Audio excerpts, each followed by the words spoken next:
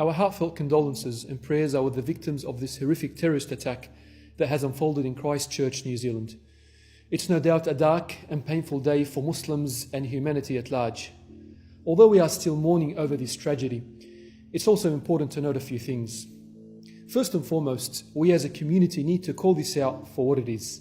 This is a terrorist attack on innocent, defenseless Muslims in their own mosques, which serve as the heart of their community.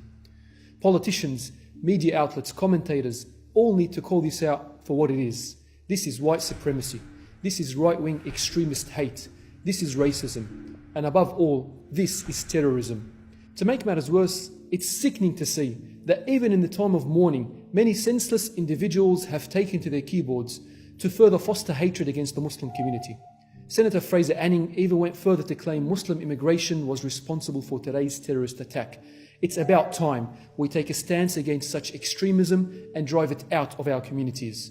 Perhaps the same resolve and dedication our Prime Minister showed to stopping radical Islam should be applied to stopping extreme radical white supremacy, which is alive and well in our country. We also remind Muslims around the world to remain vigilant and alert at all times. Islamophobia is real, and hate-filled white supremacists such as the ones we saw today do exist. It's perhaps time mosques start investing in security and protection to ensure they are well guarded and protected from such acts.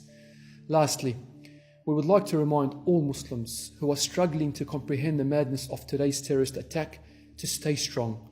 As hard as it is to bear the calamity of what took place, always remember that Allah subhanahu wa ta'ala is with us. As difficult as this situation is, Allah subhanahu wa ta'ala is always with us. Remember that these people died on a Friday, in a masjid, in the most beloved place to Allah subhanahu wa ta'ala.